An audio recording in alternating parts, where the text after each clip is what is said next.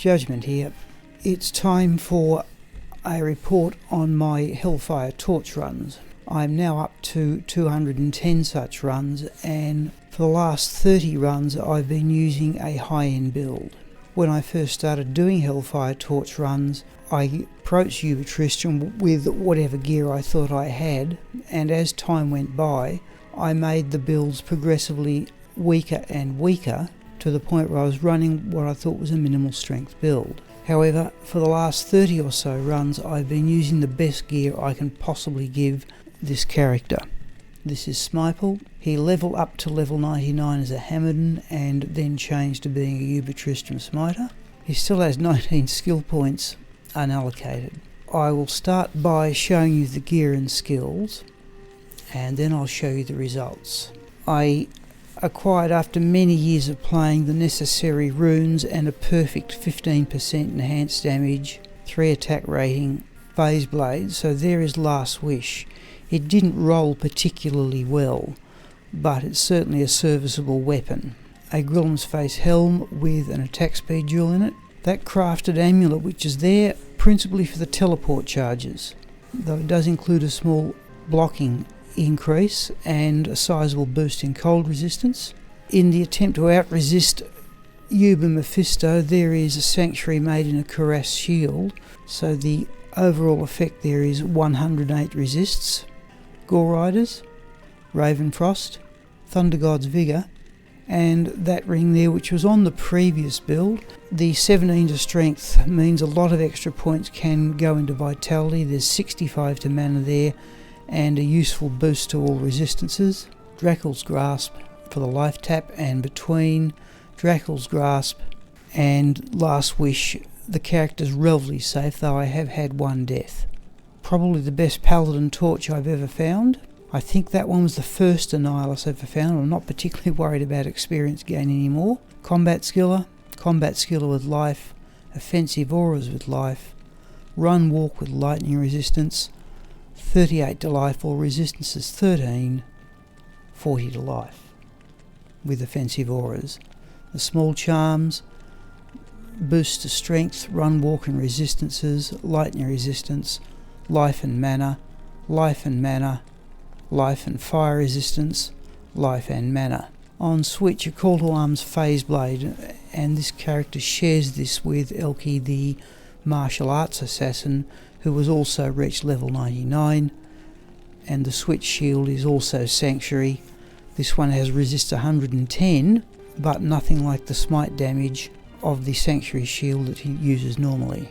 For skills, 1 each in prayer, cleansing, defiance, vigour and redemption, base 10 in resist fire and resist lightning, offensive auras 1 each in might, blessed aim, concentration and fanaticism, which has been maximised.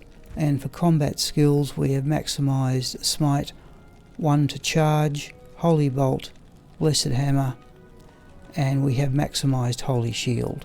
He has 19 skill choices remaining, which means in theory you could assemble this build at level 80 based on the skill points, though you would not have, of course, the dexterity and vitality due to the stat points. His stats, with 17 stat points remaining, enough points into strength to equip the gear, enough points in dexterity to get 75 block, nothing in energy, the rest in vitality. Here are his advanced stats. We only have 8% physical damage reduction. The 18% lifesteal doesn't work with smite, but it does work with life tap. 74 magic find, oddly enough, from the Last Wish and also the Chains of Honour. Experience gain doesn't matter. 40 run walk, 62 hit recovery. We have prevent monster heal and 35 chance of open wounds.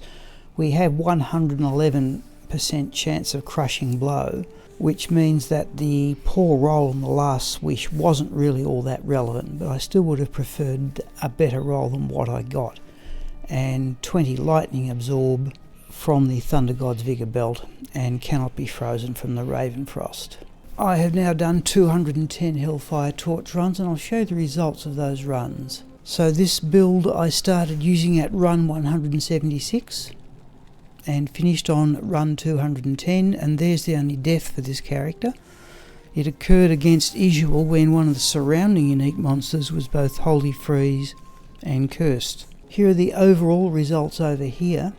By class, for some odd reason there seems to be an extraordinary number of Barbarian torches, at the expense of the other classes of course. So for 210 Hellfire torch runs you're expecting 30 torches of each class, but we have got way too many Barbarian torches, a slight excess of Druid. Assassin is the only one that's got exactly 30, and Amazon, Necromancer, Paladin and Sorceress are underrepresented. And over here are the actual odds of obtaining that many torches in 210 runs. 30 torches is the most likely outcome, but it's not all that much more likely than say 29 or 31. But I filled in down to 41 here to show that the chances of getting 41 Barbarian torches in 210 runs is extraordinarily low, but that's just the way the Hellfire torch runs have turned out.